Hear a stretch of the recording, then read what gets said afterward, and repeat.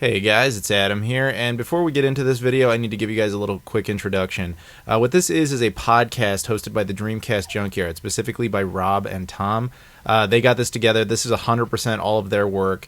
It's a podcast between the two of them, as well as myself and Corey Marshall. He was the lead voice in Shenmue as Ryo Hazuki. It was a real honor to get to do this with him. However, the Dreamcast Junkyard was running into technical problems, and they just couldn't get this up on their YouTube channel, so I volunteered. If you'd like to check out the Dreamcast Junkyard, there will be a link in the description. But without further ado, please enjoy. And yes, this is as visually interesting as it ever gets, so I suggest just sitting back and enjoying the audio. Thank you very much. This is a Dreamcast disc and is for use only on a Dreamcast unit. Playing this disc on a hi-fi or other audio equipment can cause serious damage to its speakers. Dreamcast, up to 6 billion players. Welcome back to the stage of history. Why don't we play together? Hey, it's time to make some crazy money. Are you ready? Here we go!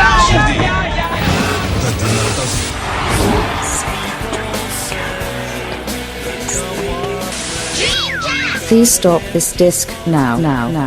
Welcome to episode 14 of the Dreamcast Junkyard Dreampod. My name is Tom, and as ever, I'm joined by my co-host, Rob. Rob, how's it going? Yeah, it's good, man. It's really good. Rob, I'm going to let you into a bit of a secret. I'm a bit nervous because we've got two really special guests on the podcast today. I've got a question for you, though, Rob. Yeah. Will you hold my hand? Only if you hold mine. Okay. Without further ado, let's introduce the first of our special guests. Well, he's a man whose face is all over the internet, mainly in video form. It's YouTube sensation, Adam Koralik. Adam, how are you? Hey, how you doing? I was going to say, who's the sensation? What are you talking about? Oh, it's you. It's you know. Oh, okay. You've literally just broke the 60,000 subscribers mark on YouTube. I'm actually just under 65,000 at the moment. Yeah. Oh, I apologise. Oh, yeah. Yeah, and you're famous for your, the reason we wanted to get you on is because you're a massive fan of the Dreamcast. I believe you said that the Dreamcast was your favourite console? Yeah, I like it. It's alright. It's not bad. Yeah, it's okay. No, I love the Dreamcast. I got a full game set for it. All the games worldwide. I don't know. Unhealthy obsession with that console. I really enjoy it. I still get the brand new ones too. I don't know when this is going up exactly, but I'll have a new video on the Dreamcast for its birthday. September 9th. For 2015. So 9/9/15, yep. Yeah, fantastic. Obviously, you've been on the podcast previously. That was fun. Yeah, a couple of weeks ago. Unfortunately, Caleb couldn't make it today. The man with the perfect voice for radio couldn't make it. Yeah, he's working, but he says hello, and I'm sure he'll be in the comments. Well, hi, Caleb. And moving on swiftly, our second guest, a very special guest, and thank you so much for coming on the Dreampod, is a man whose voice needs no introduction. He was the voice of Ryo Hazuki in Shenmue. It's Corey Marshall. Hey, Corey. Hello. Hi, everyone. I just want to again say thank you so much for coming onto the podcast. I was literally playing Shenmue about half an hour ago, and now to be actually speaking to you after hearing Ryo Hazuki, go about his daily business is quite surreal, I must say. Yeah, it's fun being me and actually playing the game because then you really get a head trip. So awesome. That leads me on to the sort of a question that I've actually had in the back of my mind for a while. I take it you've played through Shenmue and you've finished it and everything. Yeah, sure. I when the games came out, sure, I went out and actually bought my own copy. I went into the store just like everybody else and bought my own copy of the game. And ended up playing as much as I could, man. I've said this before, but some of those secrets are actually hard to get to. Some of those secret battles and stuff like that. Yeah. And I was like, man, I voiced this game. Like I've done all these secrets, and I can't even find them all. So props to everybody out there who can find them. I was going to say, when you kind of went into the shop, I'm guessing that it only just been released, so people wouldn't have played it yet and wouldn't recognise your voice. But later on, if you went into a shop and could you just go, I see, and then people would kind of recognise your voice. It's funny. I'm not sure what it is. Maybe because when I speak to people, I am obviously a lot more conversational than the game. Yeah. So I guess people don't recognize my voice as much. So, I mean, I even worked with a guy when I was working for a company called Megatron. I was doing some film producing. Okay. And I had worked with a guy actually for a while. I think it had actually been a few months at this point. And the conversation, we were talking about video games and stuff like that, and talking about old games. And I was like, well, actually, I did some voices for games. And he's like, oh, really? What game? And I talked about Shenmue, and he was like, oh my god, are you kidding me? He's like, that's one of my favorite games. I love that game. And so, working with me that whole time, he didn't realize that I was actually that Corey Marshall, and he was actually a huge fan of the game. So, yeah, people still don't recognize my voice, which I think is pretty interesting. But yeah. And leading on from that, I mean, when I listen back to this podcast when I'm editing it, I kind of cringe at my own voice. I was wondering what it's like for you playing Shenmue and hearing your own voice kind of constantly. Yeah, it's interesting. Do you think, do I sound like that? Yeah, the thing is that we kind of had a certain style that we were supposed to stick to when we were voicing this game. So that's why the game sounds the way it does, right? We voiced it that way, believe it or not, on purpose, because we were instructed to do it that way. Mm-hmm. So when I hear it, I hear basically the instruction that I was giving. And so, yeah, when I hear it back, I think, okay, that's kind of the character that I was supposed to play. So when I went in, and I even during my audition, I kind of played this character. I think that's probably why I got it, because I played this very stoic, very, a young man who thinks about what he says before he says it, and says it in a very, I don't want to say melodic, but more like just a very direct delivery, like right? Matter of fact kind of thing. Yeah, very matter of fact. So I auditioned that way, and I just kind of had this idea of a young man who, his whole life, his father is a master, and his whole life has been in the martial arts. And so, yeah, I kind of gave that delivery. Yeah. And, yeah, they liked it that way. And sure enough, when we got there, they said, yeah, we want this character to be, they said a very, very Japanese character. Yes, we are translating it into English for certain audiences, but we wanted to have that very distinct Japanese. He is a very direct speaker. So yeah, when I hear that, I kind of remember that and think, okay, sure, I wouldn't personally say it that way because I'm an American, but yeah, so when I hear it back, I remember that character and that feeling and that instruction that they gave me. Yeah. I mean, Adam, you're a massive fan of Shenmue, the whole series. Yeah, I like it. Yeah. Understatement of the century. Yes, I mean, Adam, what's your kind of history with? I mean, were you there day one as well? I mean, did you with Shenmue? Yeah. Ironically, no. When the game first came out, I really didn't care that much. And then, like a friend of mine rented it, and initially I didn't get it at all. I was like, what's going on here? Why are we just running around? Why don't we hang out in that arcade? It took, I don't think that was like 99, 2000. It must have been 2000. So like, it wasn't until 2003 where I kind of like tried the game again myself, and I was like, this is the greatest thing that has ever happened in the history of our species. But like my initial go through, I didn't really see much of the point, and I always tell people, like, let that be a lesson. If the first time you ever tried that game you didn't really get it, go back in time, punch the younger version of yourself in the face and give it another shot, because it's a fantastic game. Yeah. Because even I, who like I'm always out there telling people this game is phenomenal, even my first go through, I wasn't into it at all. I have to on that note, I have to say I've got a bit of an admission to make. When I first played it, which would have been in about 2004, maybe 2005, I wrote an article on the Dreamcast Junkyard on the site that I didn't like it, I didn't get it, and I think I described it as Wolfenstein 3D, but with nicer graphics, because every door that you could come across, you couldn't go in. But then having, which I'm sorry, Corey, about that, but as I played it more and more, I just kind of got more and more absorbed into it, and I kind of thought I had completely the wrong opinion of this game. It's absolutely phenomenal, and then I went on to become like this massive advocate of how great the game is. Mm-hmm. So yeah, sorry, Rob. Rob, what's your... I know those feels. Rob, what's your history with Shenmue? I mean, have you played it much, or...? Yeah, I don't know. I don't think I'm as big a fan of it as Adam, but yeah, certainly I have. I've played both the games, and yeah, obviously, following on from the announcement recently, I've started to replay them too. I mean, speaking of that announcement, I was going to ask Corey if you ever thought prior to that announcement a third installment would ever come. You know, I suppose I was in the same camp as lots and lots of individuals out there where I always had hope. And I never really gave up that hope. The thing is that Shenmue, I've done a lot of stuff. I've done a lot of things in the entertainment industry. Everything from stage to, I used to be a professional dancer. I've done stunts. I used to do live stunts. I did stunts in music videos. I did producing. All the stuff that I've done.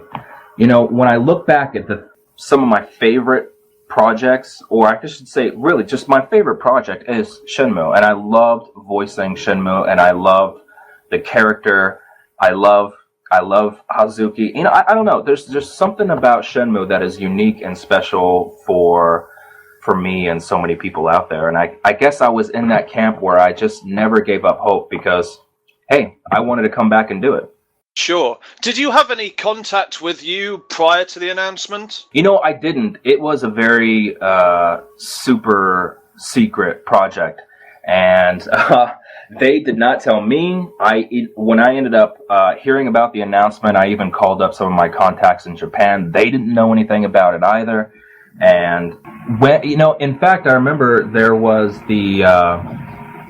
when they did the announcement, they had another individual on there that kind of was doing my voice. So they actually got somebody who kind of sounded like me.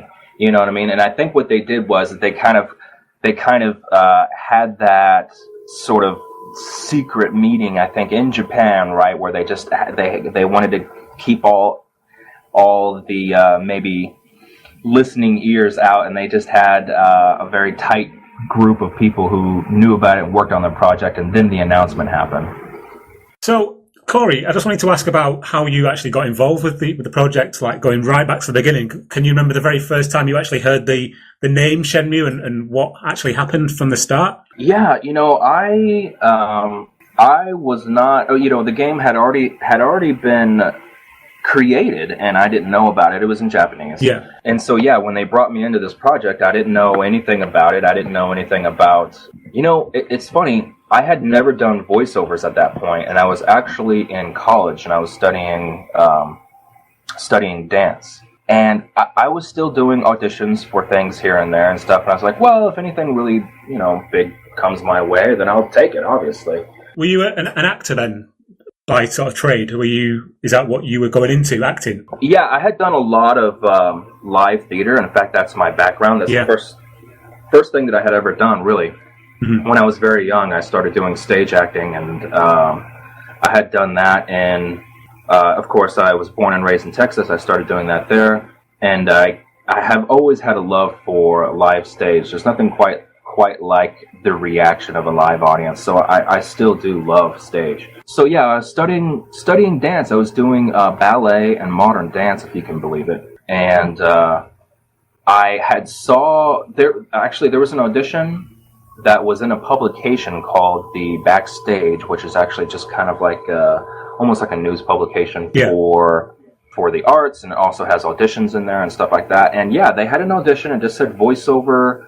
I think it said 3 to 4 months in Japan to the voiceover for video game. And I was like, hey, I want to go to Japan. Why not? Sure, yeah, I'll go. Yeah.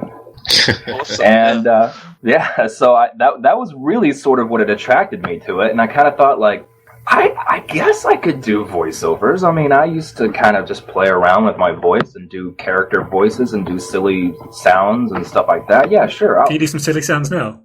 Silly sounds now? Yes. Oh, man, I don't know. Now you got me like, hold on, I got to get the microphone away from my face. Let's see, like Looney Tunes stuff, right? Yeah. I used to be like, just like weird stuff like that, right?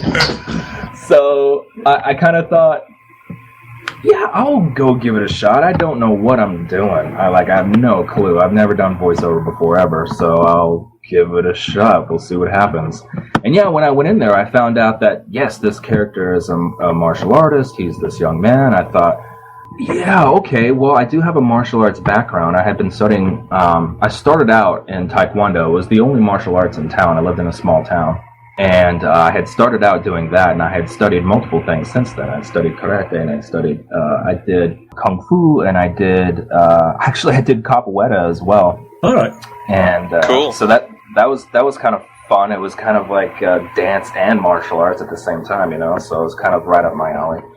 But yeah, so my background in sort of this almost militaristic martial art in karate and taekwondo, I kind of was able to connect to that character, and that's why I said I really kind of brought that feeling, this very direct feeling into this character. If you can imagine how I was trying to imagine my voice as like karate moves, right? So yeah. I was thinking, okay, very, very hard, very straight line, direct. It's almost clipped.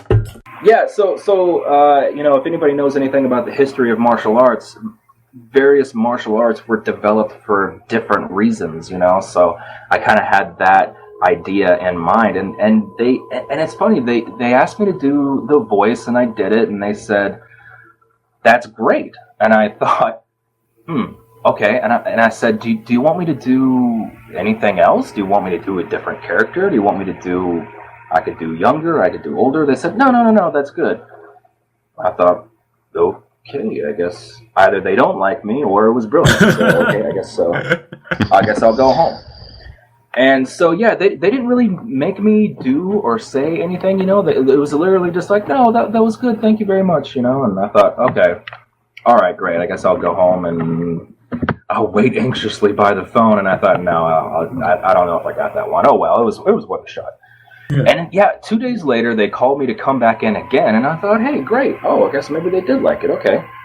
So they had me come back in, and they had brought in a few other people. I think they said they had brought some people from Japan. I don't know if it was some directorial team or if it was some producers or something like that.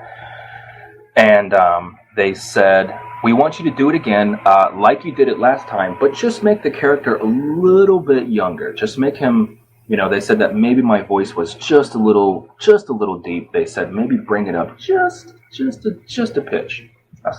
Okay, so I gave it a shot, and again they cut it. It's very Japanese where they didn't kind of let me know what was going on.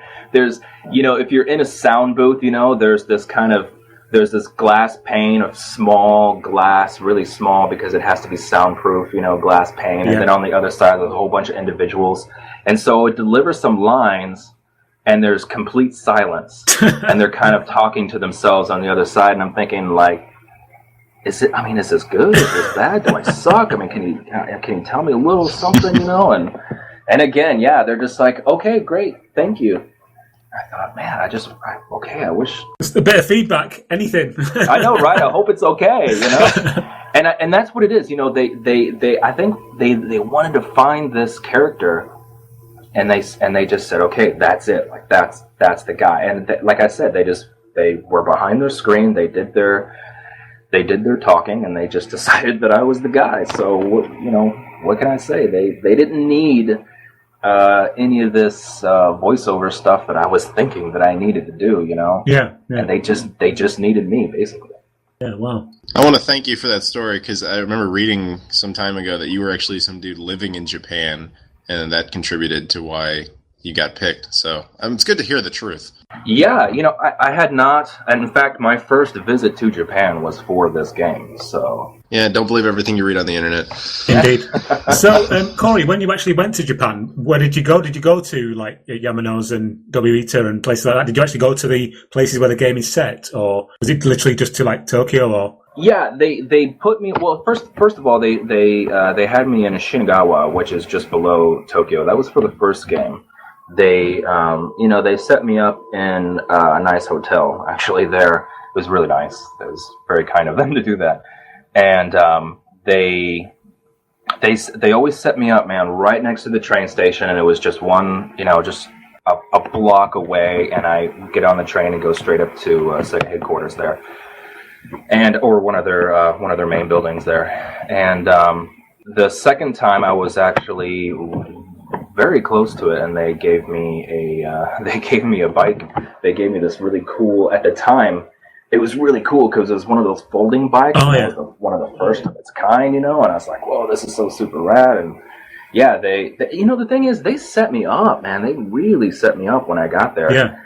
And so when they got me into Sega, they showed me all of the location, right? So they had massive amounts of data. They had data on the towns. They had a huge picture portfolio, lots and lots of information, and they actually sat me down and showed me all these locations, and they talked about the time period, and they talked about what was going on in Japan at the time, and sort of economic status, and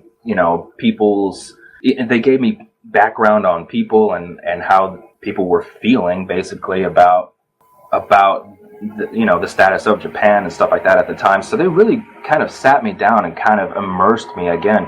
They didn't send me to these locations or show me these locations, but again, they had massive amounts of data, and they did that for 1 and 2, and these locations in China as well. They had all this. They send teams of people to collect data, and that, again, that's photos, and that's local lore, and that's information on people, and they took pictures of people's faces and all kinds of stuff. They just massive amounts of data that they would collect, bring that back, and actually show me that personally, which I thought was cool.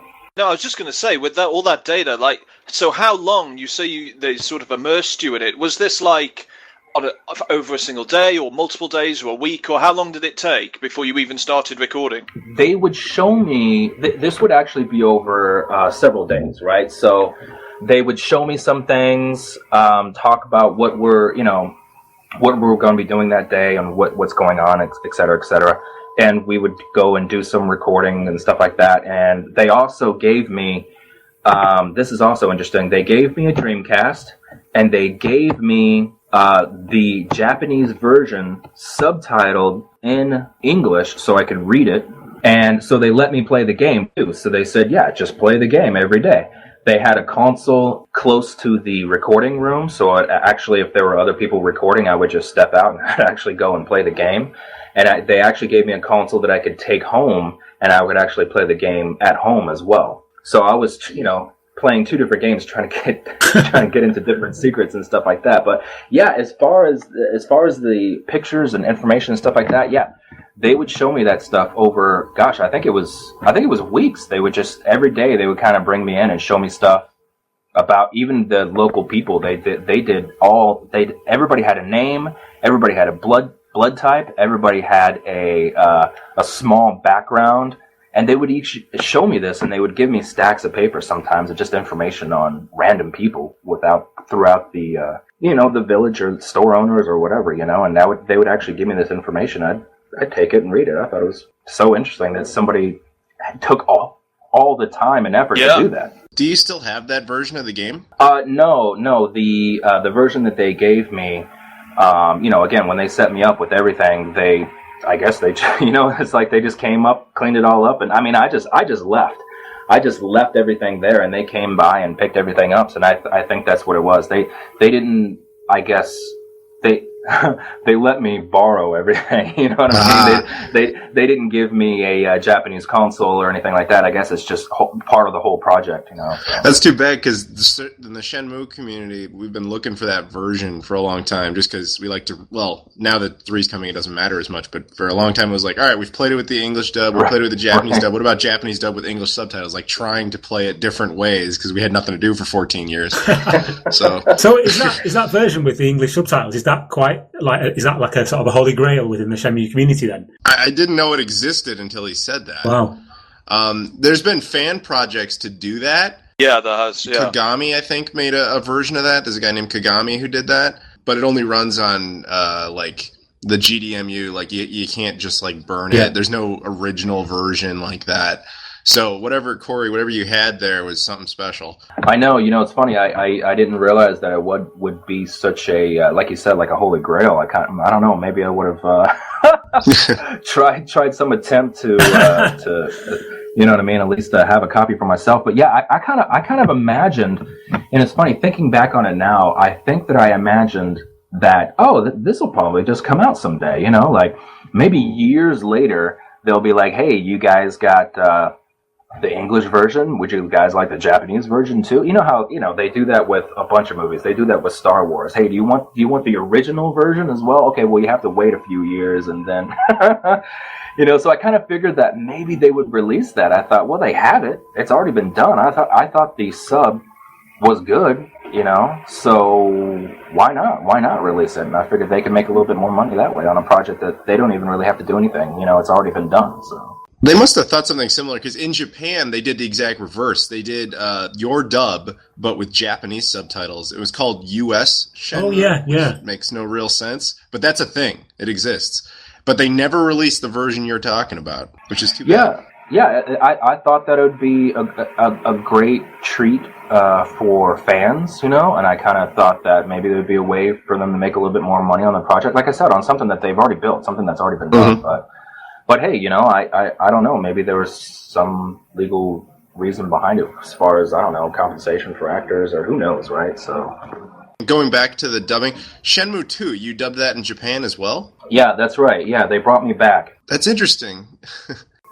They wanted to be dubbed in Japan, right? So it would be easy for me to, I could do this in my closet, you know what I mean? I could just soundproof a room or something, I could dub it on my computer and I could literally email it to them, but that's not the Japanese way, right? So they want you in studio and they want you there, right? So they can work with you, they can do these subtle nuances, they just want to be there to talk to you all day, every day, you know what I mean? And it's I mean, maybe Americans would say that's like some sort of dictatorship, or maybe it's micromanaging, or whatever.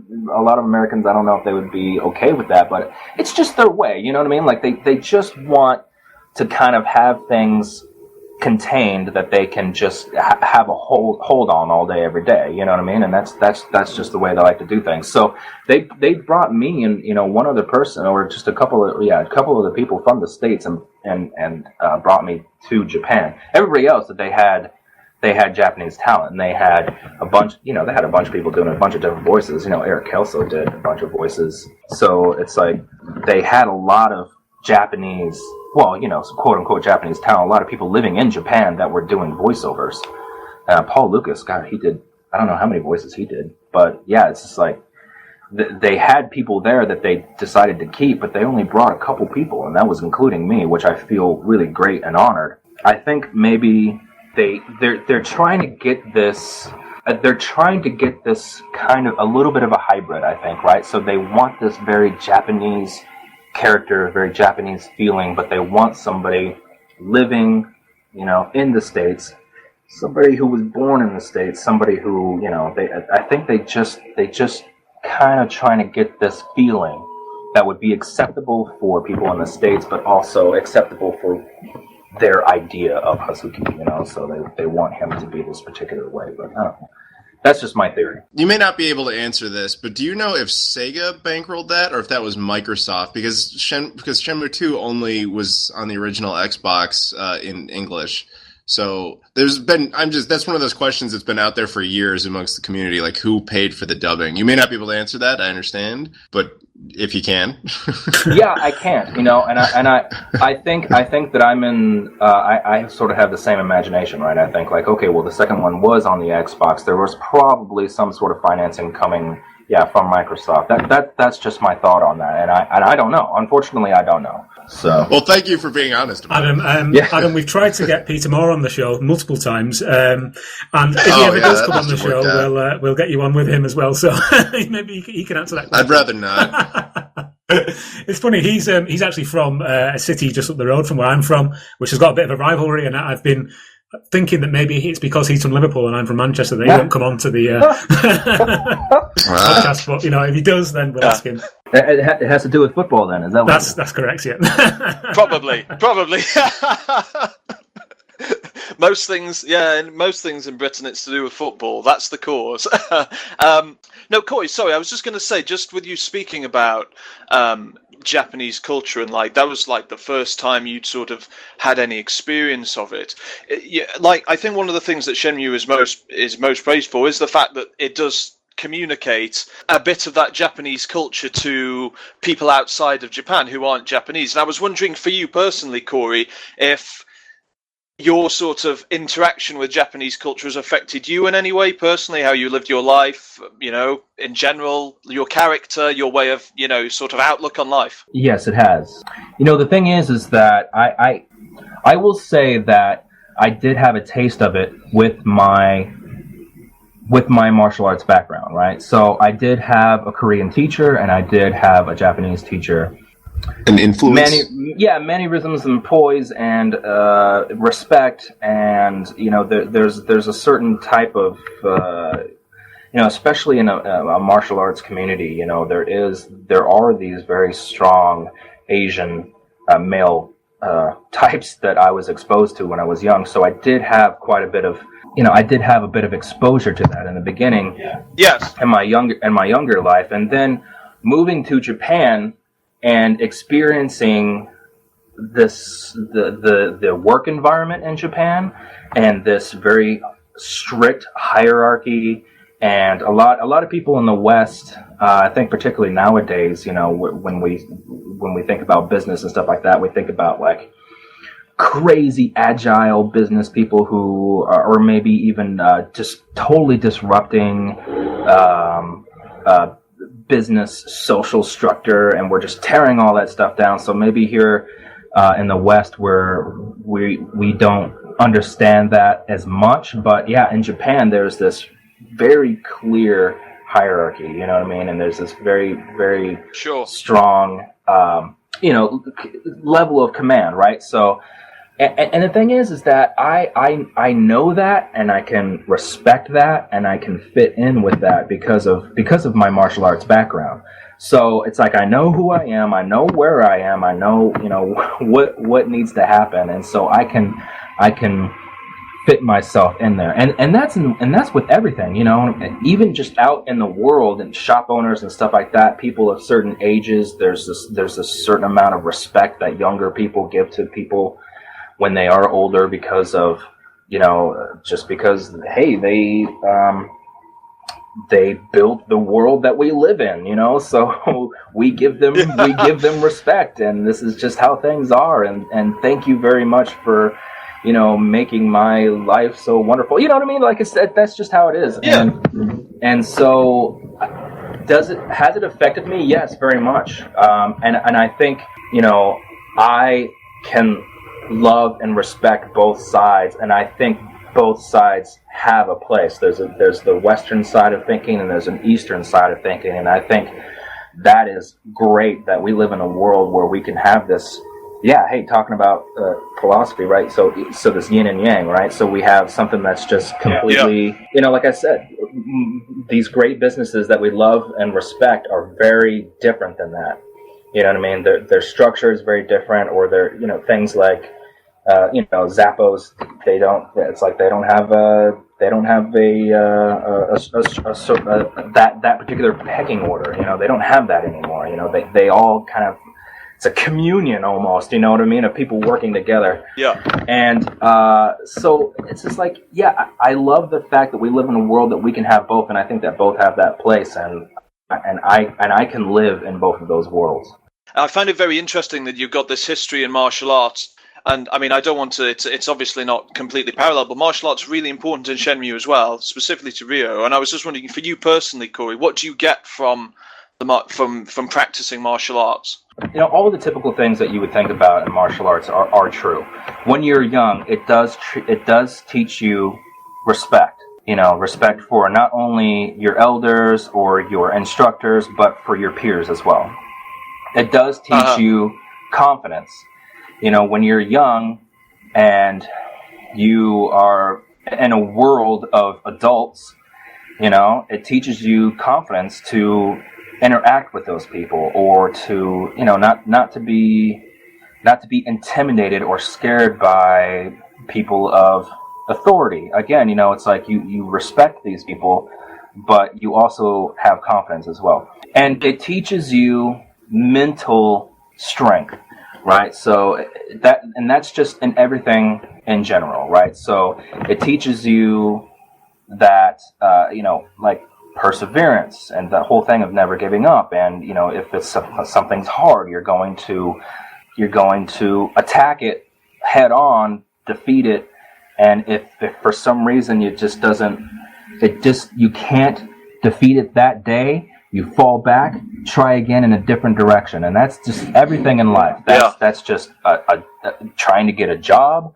That's just, relationships with people maybe at the job, you know what I mean? It's like, okay, well, me and this person are not getting along. It didn't work today. You know what? I'm going to go back, retreat, go in a different direction, and I'm going to try, smoothing it out over here. You know what I mean?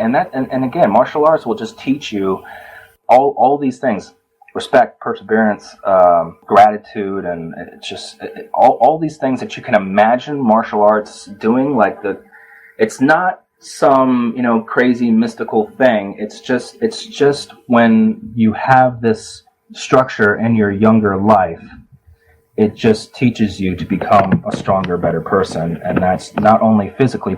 I think a lot of people think physically. Yes, of course, you're going to be physically fit. You're going to be strong. You're going to, for some reason, if you ever have to defend yourself, I guess you definitely could. But it's interesting. Martial arts has helped me physically in ways that didn't necessarily mean I had to defend myself. When I was young, I got hit by a car. And maybe I could tell this story. Okay, so let me tell this. Go on, yeah. I'll try to make it short. So when I was young, we had gone on a field trip to this park. It was all about water, and we had an aquifer and all. Anyway, so that we had walked there, and there was one part where we had to cross this street. And so there was one busy street that we had to cross, so they figured it was okay. Unfortunately, it wasn't. I was an idiot. And so me and my friend, so all the kids are lined up on the side of the street, and they're going to walk across all at the same time. So me and my friend, we think that we're going to be, cool, and we're going to race across, right? So we kind of step back a little bit from we're kind of getting on our mark, And the teacher says, okay, everybody just wait a second. Okay, ready? Okay, set. And I jump to go because I want to beat my friend, right? So I stupidly jump out into the road, and a car, boom, just hits me. Like just full on hits me. In fact, it hits me so hard that both of my shoes fly off of my feet. And so I'm in the air, and I'm coming down on the other side of the road, and I do the shoulder roll. That is like the first basic thing that you learn in martial arts is the one shoulder roll, right? Yeah. And I roll off the ground, and I jump on the sidewalk on the other side, and a car comes to a screeching halt right behind me. Wow. And I thought to myself, I was like, wow, I think I almost just died, And I thought to myself, that martial, now reflecting back on that, I think, martial arts really may have saved my life, probably saved me from major injury. Yeah. And may have saved my life. And that's just you know what I mean? Like, you're not punching somebody in the face. You're not, doing some crazy sword technique. No, it was just a shoulder roll, right? That's it. One of the first basic things that you ever learn, and it may have saved my life. So it's amazing. Yeah, I'm glad you learned that. Yeah. I was going to say, it sounds like a quick time event from Shenmue that you were maybe training for before. Exactly. hey! Exactly. That's brilliant. Just going back to the game, initially on the first time you saw it. I mean, this was what 2099 when you were going over to Japan. Let's see. I think it was. It may have been 99. I think now. The Japanese version came out in 99, so I'm not. So probably 2000 then. What were your initial impressions when you first saw it? I mean, obviously the game still looks fantastic now. I mean, back then in 1999, you must have seen this and gone, "What the hell is this? It looks fantastic." Yeah, you know, this game started to answer a lot of my frustrations, right? So, yeah, I was that guy always thinking like, okay, when I'm playing an RPG, why is it that there's always text? Yeah. You know, like, I wonder what that person sounds like. And of course, you know, when you're reading a book, you always have somebody's face or voice and mind. And when I'm reading a book, I always have that person's voice and mind. And when I'm reading text on a game, I have that person's voice and mind. Sure, yeah. But I always think like, man, why don't they have, you know, somebody voicing this? I mean, you have all these graphics, you have all this stuff. I was like, surely an audio line couldn't be that. Yeah, because you're a gamer anyway, aren't you? I mean, you were a gamer before you were involved in Shenmue, I believe. Oh yeah. It's, I love games. I've been playing games. I mean, even my brother had an Atari. Yeah. And I played on that too. You know, so yeah, I've played games since I can't even remember when I wasn't. Yeah. I always thought like, man, I really wish that they would dub these things. And yeah, it's like if you're going through a game, I always kind of wondered like, oh man, you're stopped here. Like you can't.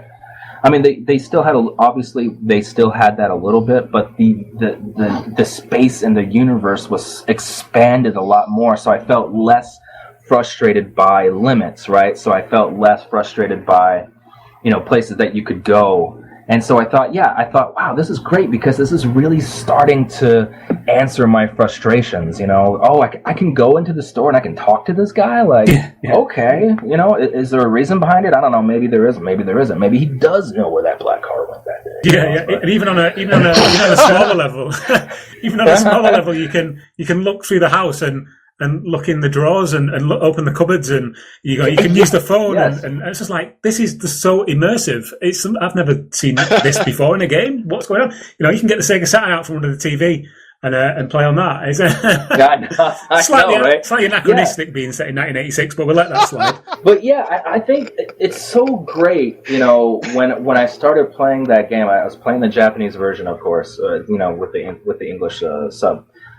And yeah, I thought like, wow, this really is great. Thank you for bringing it to that next level, the level that I had been dreaming about for such a long time. Yeah, you're right. You take things out of drawers, you know, or whatever. Yeah. Great. It's not just a solid box. That's great. Thank you. You know.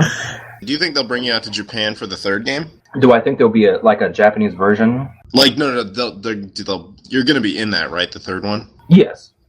All right. Do you think they're going to fly you out to Japan to record that? Oh, you know, that's a good question. My suspicion is no. I've heard the idea that they were actually come here to LA to do some recording. Now that is just a rumor.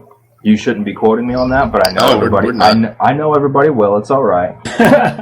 But yeah, I have a suspicion that they will actually bring a smaller team out here to LA, and that they'll do some recording here because I think that I think Yu Suzuki's team is a little bit less massive now. You know, it's not the machine that Sega was at the time. So I think they're going to, you know, speaking of East versus West, I think they're going to have a little bit more Western influence, perhaps, in their team. They're going to have a smaller team that maybe more, you know, less people that do more in the project, and I think they're probably just going to have a smaller team bringing out here to LA is what I think they're going to do. I'm super jealous, by the way. I'd kill for even like one line in that game. That'd just be awesome. Some random NPC who's not helpful, has no information. That would be what I would want to be. Being the superstar that you are, I'm sure you could, you know. I would just want to be a character who can't help you at all and completely sidetracks you for no reason. Like that would be my that would be my goal. Just be totally useless. The most useless NPC ever. Like Mr. Yukawa. Yeah, you could be the Yukawa. Yeah, Yukawa. Mm-hmm. Yeah, that quite nicely brings us on to Shenmue 3, I think.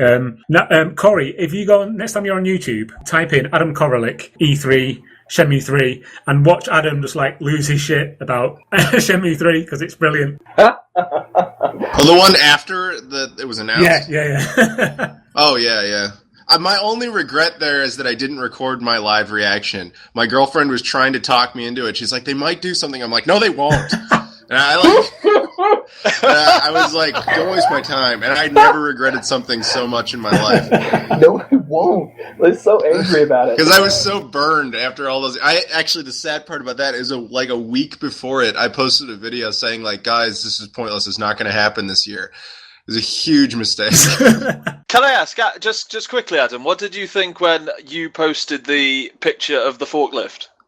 I didn't think much of it, because, I mean, I thought he's just doing something, and then people are running with it. I mean, like, there's so many times where little images like that, people blow out of proportion. And specifically regarding the thing I was just talking about, there was this supposedly leaked image of Shenmue 3 getting announced at E3 because of Square Enix. And everybody's like, oh, it must be real. Look it up. So I was like, guys, that isn't real. You have to stop taking these things all so seriously. You're grasping at everything. Now, ironically, I turned out to be wrong, except that picture was made up. But with the forklift, yeah, it was nice that you was doing that, but I thought maybe he was just joking around. I didn't put much stock into it. I'm glad to be wrong. I have never been so happy in my life to be wrong. But yeah, so my initial reaction to that image was just, whatever, guys, come on. He just probably went outside, saw it, and was like, funny, Instagram. You know, like, Yeah. You know, like, I post, like I said, I was in LA recently, and I took a picture of burritos. It doesn't mean I'm confirming that I'm going to open up a restaurant that exclusively serves burritos. Like, sometimes there isn't much thought other than, funny. You know, you just move on. That was my reaction. I'm so glad I was wrong. I'm glad he was sending us some sort of subtle message. But, yeah, that's not what I guessed. You know, the thing is, too, is that, yeah, you're right. With all these images that came out over the years, yeah, me being the actor, people would contact me immediately. Oh, my God, so you're going to be in 3. This is going to be awesome. Tell me all about it. And I'm like, what? You know, and I would look at the picture and be like, oh, yeah, I don't know what that is. Oh, man.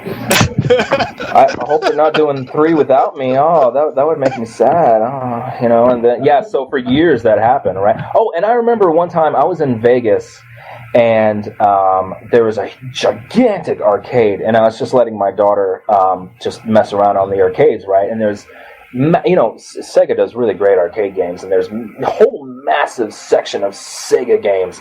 And I had taken a picture. In fact, it's still on my profile. And yeah, I had taken a picture with the Sega logo. And people were like, "Yeah, he's in Japan. It's happening. It's gonna work."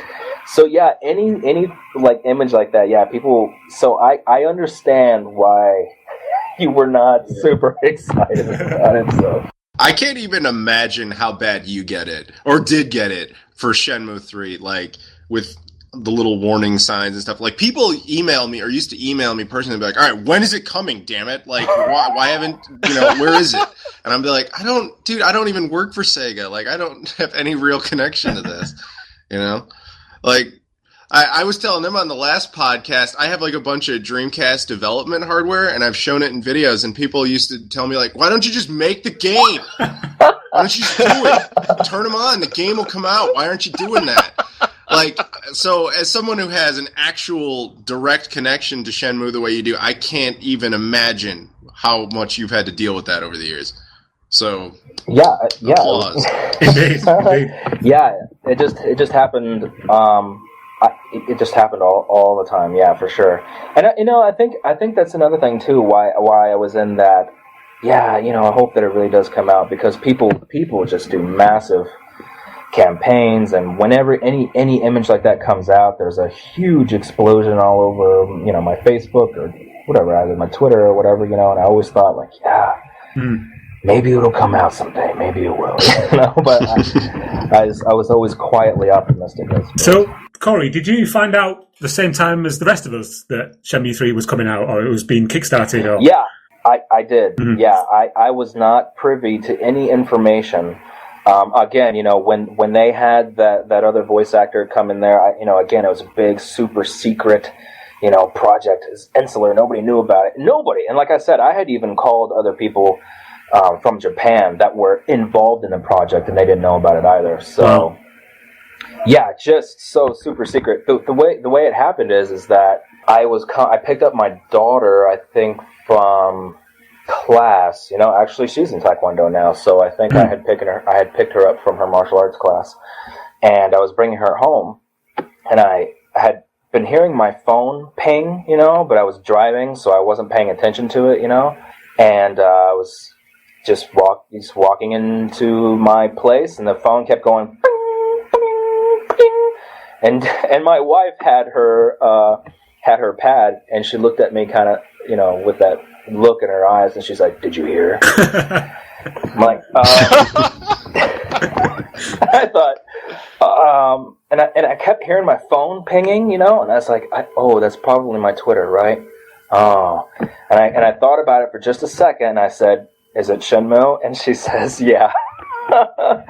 So that's how I found out about it. My wife just kind of gave me that look, that kind of almost wide-eyed look, like, "Did you hear?" I'm a bit disturbed because your wife sounds like Solid Snake from Yeah. Metal Gear. Oh, I know. Well, it's. Did you hear? Yeah. It's my facial hair. I can't. It's my beard. I can't. Corey, did you back the Kickstarter? Are you allowed to back the Kickstarter? Yeah, I had, as people know, I did a lot of sort of campaigning for it as well. I did a lot of videos, and man, I made a bunch of. I made sure that a bunch of people, even my mom donated to it as well. So, even my mom donated to the project as well. So yeah, I had, and I also got as many people as I could to donate. I was like, hey, my project's going off, and this is what people are doing. If you guys could just... Yeah. Likewise, we did the same on our website and on our page. We got people to contribute. One question though: did you actually? Was that you who backed it with £10,000 so you could have lunch with Ryo Hazuki? Oh yeah, so I could have lunch with him. No, I didn't. I did not give the £10,000. No, I didn't. I did not give that much. No. It was dollars. Sorry. Yeah, pounds. It's like. That's like 17 grand. Right, I'd have to donate my car or something. Yeah.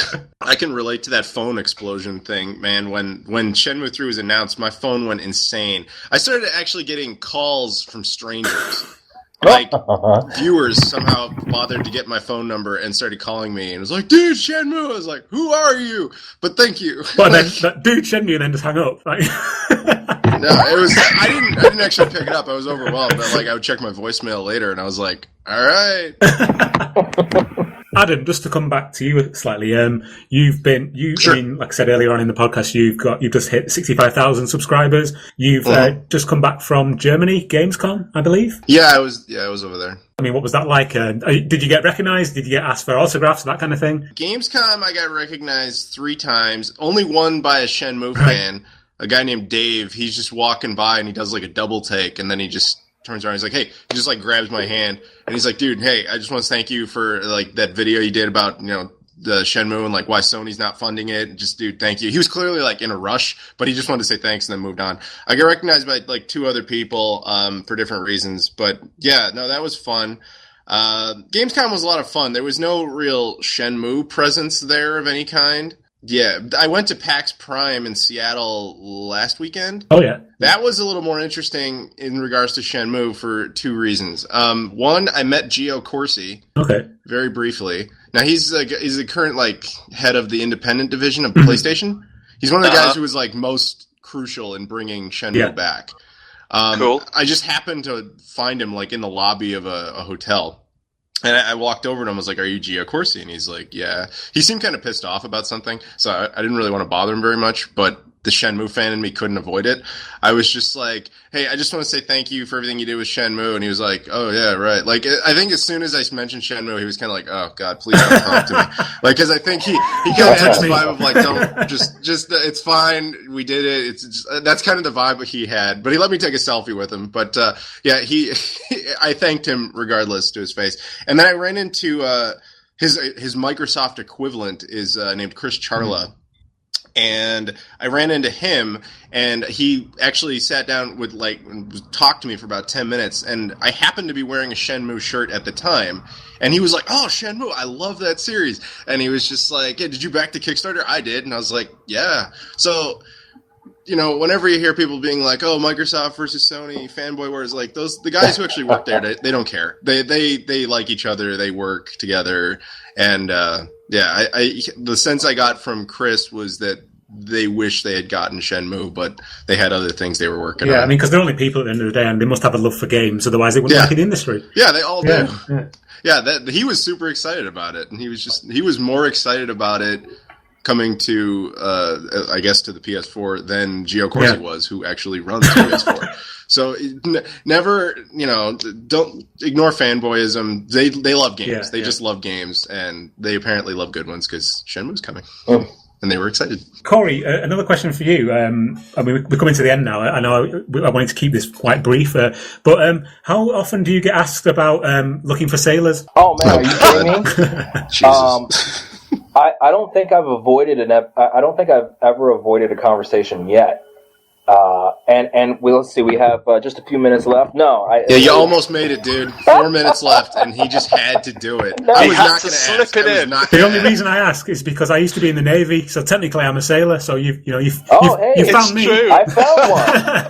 Is this the sailor I'm looking for? Hey, dude. Hello. I got some questions for you. All right.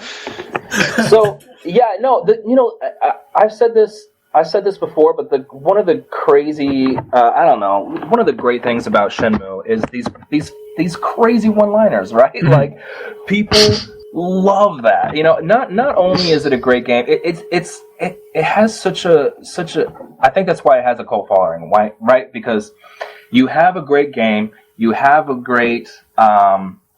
It was innovative for the time, and all those things we can talk about how great it was. But yeah, there's all these crazy one-liners that are just hilarious, and people talk about it all the time. And I still get tweets all the time, and just that's all that people talk about. Like, hey, you want to get sweaty? And I'm like, oh man,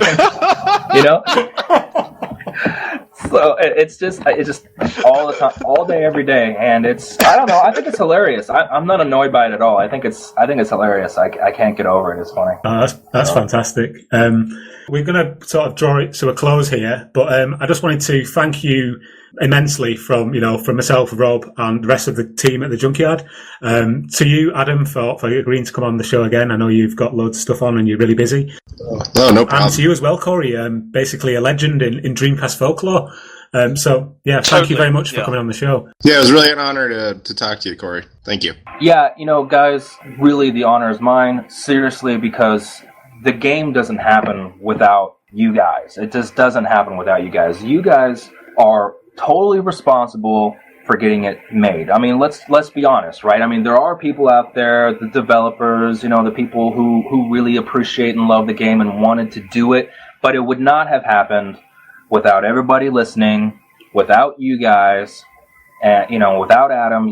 Thank you guys so much, because you got Shenmue 3 made. You guys did it. Thank you. Thank you very much. That's brilliant. I'm lost for words. Adam, is there anything you wanted to add, or? I think if it's possible, there was a Ryo Hazuki interview he just did, like 3 pages long, that was floating around that I think everyone should read. He just talks a lot about current game development, gives everybody a big update. Possibly put that in the link in the description so that everybody can catch up on that if they're interested in how Shenmue 3 is currently progressing. He talks a lot about the original development too, and a lot about the original programming tricks they used to make the game be as big as it was and create open world. And I can't believe somehow we didn't talk about it, but yeah, no, we should. That's something people should read if they're really into Shenmue. Put a link to that in the show notes. So it just remains for me to say to people listening, thanks very much for downloading and listening to the podcast. Again, thanks to Adam and Corey for joining us, and of course you, Rob. If you wanted to leave a comment or speak to us directly, you can find us on Twitter at Sega Junkyard. I'm on Twitter at Tom Lee C, and Rob, you are on Twitter at Nicholas J. Guys, did you want to give your Twitters out as well in case people want to contact you? I'm Corey Marshall, voiceover pro. I'm at Adam Koralik. I also have a YouTube channel with the same name. If you just go to YouTube and type Adam, it will actually autofill with the rest of your name. So you have to get to at least the K. There's a guy named, I think his name is like Adam Kovesh or something. I think he works on Machinima. Right. I met him once because I do work with Machinima too, but he's still beating me. But yeah, if you wanted to get onto our Facebook page, it's facebook.com/the Dreamcast Junkyard. We actually have the main site as well, which is www.thedreamcastjunkyard.co.uk. And yeah, that's it. Thanks very much for listening. And again, thanks to our guests. Thank you for having Thank me. you so much, Rob, Tom. Thank you so much. Bye-bye. Bye, guys. Bye-bye.